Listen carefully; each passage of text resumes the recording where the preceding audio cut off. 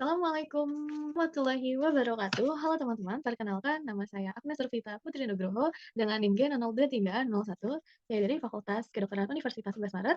Pada video kali ini saya akan menjelaskan mengenai anatomi yang ada di blok kelas T3 yaitu saluran mencerna struktur esofagus. Kita lebih baik kita mengerti terlebih dahulu apa itu esofagus sendiri. Esofagus adalah saluran suatu tabung muskulorum yang lewat antara parings di leher. Ini dimulai pada margo inferior cartilago cricoidea di depan vertebra C6 dan berakhir di esofagus turun pada aspektus anterior corpus vertebrae, biasanya di garis tengah tubuh ketika esofagus melintasi toraks. Geser ke anterior kiri, menyilang dari hiatus esofagus, suatu lubang pars muscularis diafragma di level vertebra T10. Esofagus memiliki sedikit lengkungan anterior yang terletak di leher, pelekatannya dengan diafragma. Nah, jadi esofagus ini dia itu dibagi menjadi 3, oesophagus pars cervicalis.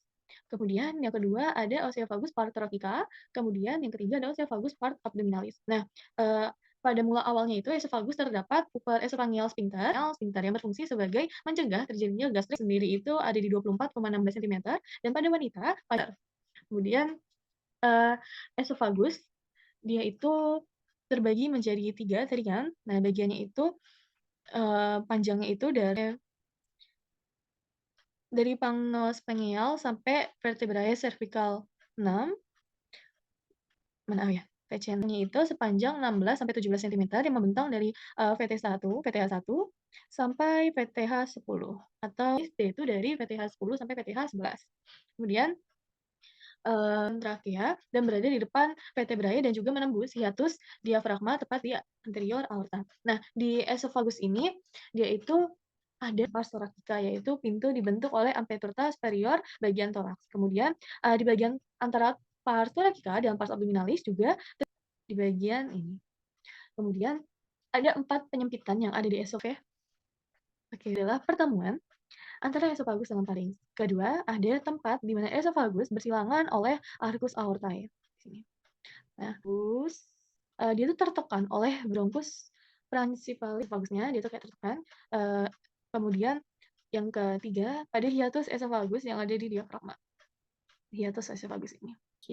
Oke, kita bisa lihat di sebelah kiri injangnya itu di pars cervicalis itu 5 sampai 6 cm. Kemudian di bagian kemudian di bagian abdominalis itu hanya tidak terlalu panjang untuk 1 sampai 4 cm karena kan hanya dari VTH10 sampai VTH11.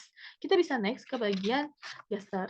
Di bagian tadi akhir dari esofagus itu adalah incisura cardiaca. Tetapi awal dari mulanya makanan itu masuk ke gaster adalah incisura cardiaca. Nah, jadi puncak itu adalah fundus gastricus. Kemudian oh mohon maaf, saya hampir lupa. Jadi akhir dari incisura cardiaca itu adalah suatu sudut yang dibentuk antara fundus gastricus dengan esofagus. Di gaster itu adalah corpus gastricum.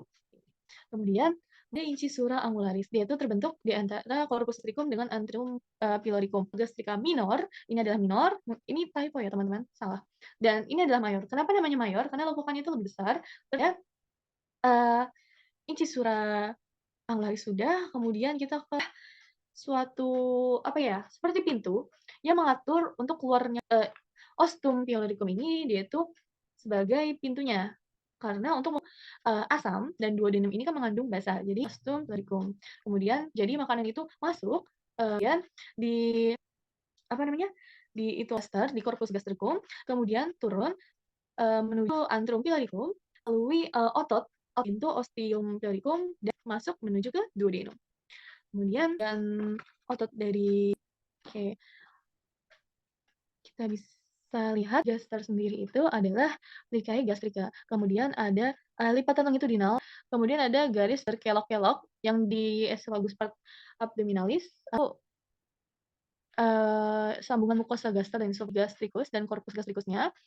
Kemudian kita bisa melihat musculus sphincter pyloricus, dia ini yang membantu tadi pyloricum. Kemudian ada superior duodeni atau ampula ke neurovaskularisasi dari esofagus dan lambung sendiri ini. Pertama kita akan membahas mengenai esofagus ini sepertiga superior itu adalah ramus atau arteri thyroidae inferior. Ini.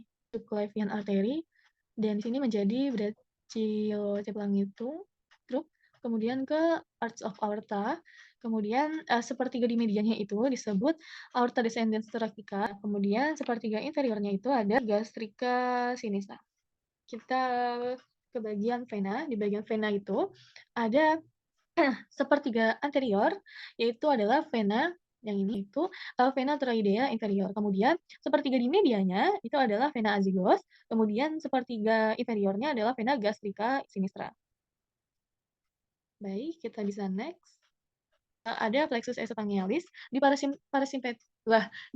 di parasimpus.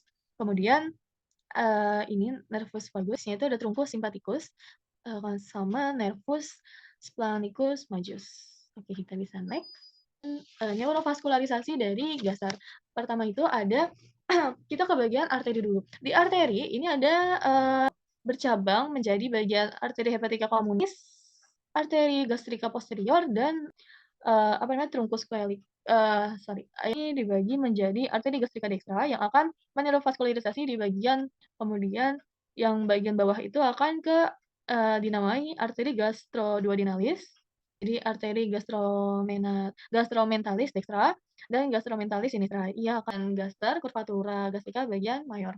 Kemudian tadi kita bagian sini sudah, kita ke arteri splenica. Arteri splenica ini nanti akan, kemudian yang cabang terakhir adalah arteri gastrina vaskularisasi, gaster di bagian curvatura gastrica kita ke vena. Vena dari gaster ini sama seperti arteri, pertama itu dia dari vena portae hepatis. Dia bercabang menjadi dan vena gastrica sinistra. Dua vena ini yang akan meneurovaskularisasi gaster di bagian curvatura gastrica minor. Kemudian yang besar ini ada vena splenica yang sini, dan vena, kemudian yang semakin kita ke bawah kan berubah namanya karena sudah melewati superior. Nah, kemudian gastroenterolis sinistra, gaster yang ada di bagian curvatura gastrica mayor, besar karena dua ini. Oke, tadi sudah di bagian dari gaster ini. Di parasimpatis ada nervus vagus yang ini. Baik, kemudian ada simpatisnya itu ada truncus majus dan plexus coelis. Baik, memakai dari Gray dan Atlas. Mungkin sekian kita mendengarkan dan menyimak dari penjelasan saya tersebut. Kurang lebihnya mohon maaf. Wassalamualaikum lagi.